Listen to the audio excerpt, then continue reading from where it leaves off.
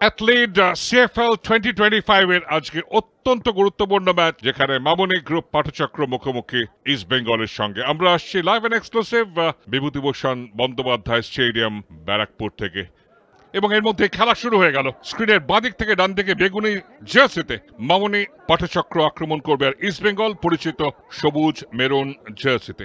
East বেঙ্গলের জন্য long ball, আক্রমণ বাঁদিক থেকে, কাট করে যাওয়ার চেষ্টায় নসিব রহমান, চোরা একটা গতি আছে, ক্রস বিপজ্জনক জায়গায়, কোনো মতে হেড করে ক্লিয়ারেন্স, ফিরতি বল, অর্ণব হালকা একটা পাঞ্চ করে বের করে দেন, একটু কি কোথাও অসতর্ক ছিলেন অর্ণব। ও এক্সেলেন্ট বল এরিয়ার মধ্যে, ইস্ট বেঙ্গল আক্রমণ আসছে বাঁ প্রান্ত থেকে, ক্রস, ফাঁকা গোল রয়েছে, বডি ব্লক। যেভাবে আক্রমণটা এসেছিল বাদিক থেকে, বিউটিফুল একটা জায়গায় প্লেস করেছিলেন বিক্রম প্রধান। ফিরতি বলটায় ডান দিক থেকে আক্রমণে আবার মোহাম্মদ রোসাল, অরক্ষিত জায়গা, গোল আসতে পারে, অর্ণব ফিরতি বল, গোল ফাঁকা ছিল, নিয়ার পোস্টের সামান্য বাইরে দিয়ে বেরিয়ে গেল। সুযোগ এসে গেছিল 11 মিনিটের মধ্যে, এবং এই জায়গাটায় সুযোগ কাজে লাগাতে পারতেন সুমন। ডামি হেডারের সুযোগ ছিল, সামান্য হলো ফার পোস্টের অল্প বাইরে দিয়ে চলে গেল। ইস্ট বেঙ্গল আক্রমণে কিন্তু বেশ ভালো ঝাঁজ দেখতে পাচ্ছি, এবং এখানটায় চমৎকার একটা হেডার সামান্যর জন্য বাইরে। ওজ বা সমস্যা ইস্ট বেঙ্গলে, ভালো কম্বিনেশন প্লে এখানটায়, হোল্ড আপ করে প্রভাত, দূর থেকে শট নেবেন প্রভাত, ফার পোস্টের দিকে যাচ্ছিল, অর্ণব ডাইভ করে বাঁ হাত দিয়ে বলটাকে ঠেলে দিলেন বাইরের দিকে। তন্ময় লিফট করলেন ডান পায়ে, ইনস্টেপ, মাথা ছোঁয়াতে পারলে এটা বিপদ হতে পারত, কারণ বলটা ইনকার্লিং হচ্ছিল, বলটা ঢুকে আসছিল। জোসেফ জাস্টিন সঙ্গে আছেন, বাঁ পায়ে চমৎকার রেখেছিলেন আদিত্য, কোনো মতে একটা ফিস্ট করে বলটাকে সরিয়ে দিলেন। যখনই আক্রমণে যায় সাবধান থাকতে হবে, পায়ের ভালো কাজে হিমাচলের ফুটবলারের।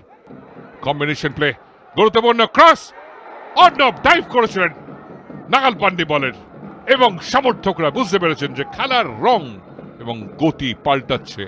অনসাইড দেখে গুইতে, ভালো সেটআপ, কিন্তু তার মধ্যেই লাইন অফিশিয়াল পতাকা তুলেছেন। অফসাইড পজিশন থেকে সম্ভবত অনসাইডে গেছিলেন সায়ন। সেটআপ, সুযোগ আসছে ইস্ট বেঙ্গলের, বাদিক থেকে শট ছিল, কিন্তু এখানটা আবার একটা গুরুত্বপূর্ণ ইন্টারসেপশন বলা যায়, একটা ব্লক, দুর্দান্তভাবে স্লাইড করলেন ওই জায়গাটায়।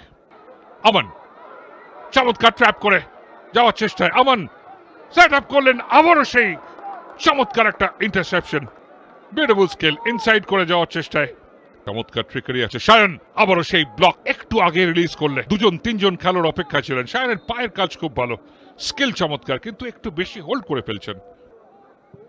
আবারও দূর থেকে শট, অর্ণব, ও হাত থেকে বেরিয়ে এসেছিল বল, দ্বিতীয় প্রয়াসে রুখে দিয়েছেন।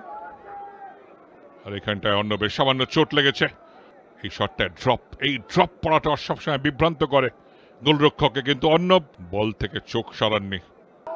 পটচক্রের জন্য বিপজ্জনক হতে পারে, এবং যেটা অশনি সংকেত ছিল সেটাই হলো, কিছু পটচক্র সমর্থক আছে, 4 নম্বর গোল পেয়ে গেলেন ডেভিড মাটলা, এবং ইস্ট বেঙ্গল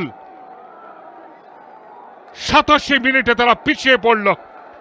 ভালো সেটআপ, গোল আসতে পারে, অসামান্য সুন্দর ব্লক অর্ণব দাসের, টেকা পাও, নিশ্চিতভাবে একটা ইকুয়ালাইজিং গোল, কিন্তু রুখে দিল এই অর্ণব। এই জায়গায় একটু শট করতে গিয়ে মিস করে গেলেন, এবং তার মধ্যে বাঁশি বাজিয়ে রেফারি রোহন দাশগুপ্ত জানিয়ে দিলেন যে ডার্বির আগে ইস্ট বেঙ্গল পরাজিত হলো মামনি গ্রুপ পাঠচক্রের কাছে। স্কোর লাইন ইস্ট বেঙ্গল 0, মামনি গ্রুপ পাঠচক্র 1।